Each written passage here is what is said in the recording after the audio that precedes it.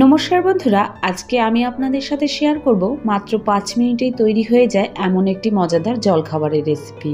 হাতে সময় কম থাকলে হঠাৎ খিদে পেলে আপনারা কিন্তু এই রেসিপিটি বানিয়ে নিতে পারেন। খেতে কিন্তু দুর্দান্ত টেস্টি হয়। চলুন তাহলে দেখে নিই। প্রথমে আমি একটি মিক্সিং বোলের মধ্যে নিয়ে নিচ্ছি 1 বাটি আটা। আজকের রেসিপিটি আমি আটা দিয়ে তৈরি করব, আপনারা চাইলে কিন্তু ময়দাও দিয়েও তৈরি করতে পারবেন। আটার মধ্যে দিয়ে দিচ্ছি হাফ পেঁয়াজ কুচি, আর দিচ্ছি একটা ছোট সাইজের টমেটো কুচি, দুটো কাঁচা লঙ্কা কুচি, দিয়ে দেব দুটো ডিম আমি এখানে ফাটিয়ে নিয়েছি, ডিম দুটো এর মধ্যে দিয়ে দিচ্ছি স্বাদ মতো নুন। এবার এই সমস্ত কিছু আটার সঙ্গে খুব ভালো করে মিশিয়ে নিচ্ছি। দেখুন এখানে কিন্তু মেশানো হয়ে গিয়েছে। এখন আমি এর মধ্যে দিয়ে দেব জল। আমি প্রথমে যে বাটি দিয়ে আটা নিয়েছিলাম ওই বাটিরই হাফ বাটি পরিমাণ জল এখানে দিয়ে দিয়েছি। জলটা দিয়ে খুব ভালো করে মিশিয়ে নিচ্ছি। দেখুন এখানে কিন্তু এটা অনেকটাই ঘন রয়েছে, আমি আরও বেশ কিছুটা জল এর মধ্যে দিয়ে দিচ্ছি, দিয়ে খুব ভালো করে মিশিয়ে নিচ্ছি। এখানে আমার টোটাল হাফ বাটির একটু বেশি জল লেগেছে পুরো ব্যাটারটাকে গোলানোর জন্য। এখন আমি এর মধ্যে দিয়ে দেব হাফ টিস্পুন গরম মশলা গুঁড়ো। গরম মশলা গুঁড়োটাকে দিয়ে খুব ভালো করে মিশিয়ে নিচ্ছি।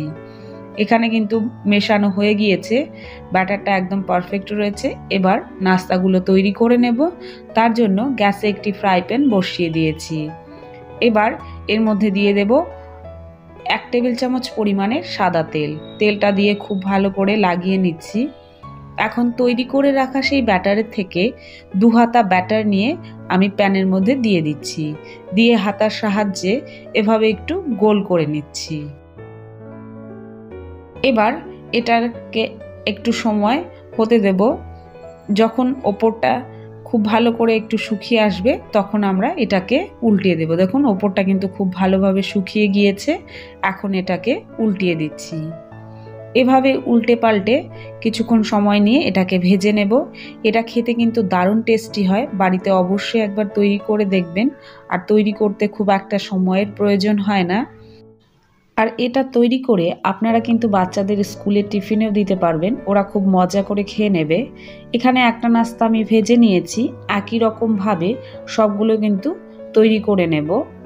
আর আজকের এই রেসিপি আপনাদের কাছে ভালো লেগে থাকলে লাইক, কমেন্ট এবং শেয়ার করবেন। আর আমার চ্যানেলে যদি আপনি নতুন হয়ে থাকেন তাহলে চ্যানেলটিকে সাবস্ক্রাইব করার অনুরোধ রইল। দেখুন একই রকমভাবে কিন্তু আমি এখানে সমস্ত নাস্তা তৈরি করে নিয়েছি। এগুলো খেতে কিন্তু দারুণ সফট হয় আর ভীষণ টেস্টি। দেখতেই পাচ্ছেন কতটা সফট। আমি আপনাদেরকে একটা ছিঁড়ে দেখিয়ে দিচ্ছি এটা কতটা সফট হয়েছে। আর এটা কিন্তু আপনারা টমেটো কেচাপ অথবা কোনো চাটনির সঙ্গে খেতে পারবেন, দারুণ টেস্টি হয়। আজ এই পর্যন্তই, দেখা হবে নতুন কোনো রেসিপিতে। ভিডিওটি সম্পূর্ণ দেখার জন্য অসংখ্য ধন্যবাদ। ভালো থাকবেন, সুস্থ থাকবেন।